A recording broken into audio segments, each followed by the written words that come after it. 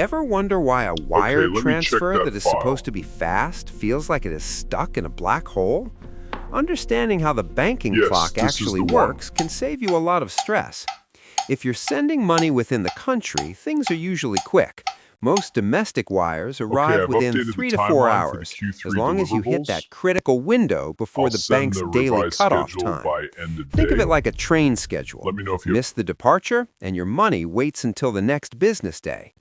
Most major banks set these cutoffs in the Here are the mid-afternoon, updated so cutoff it's best times to for get our started banking early in the services morning. and foreign Moving transfers. money across Please borders is review a the different schedule to story. ensure your International transactions are transfers processed. typically take 1 to 5 business days.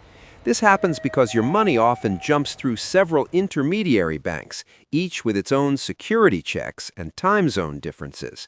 The global SWIFT network is designed for security, not speed, so those extra layers of protection add time.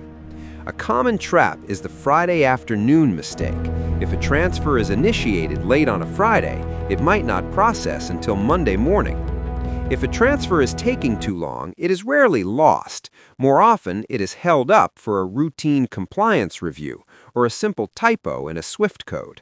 To keep things moving, double-check every digit and pad your timeline by at least 48 hours to account for any unexpected hurdles.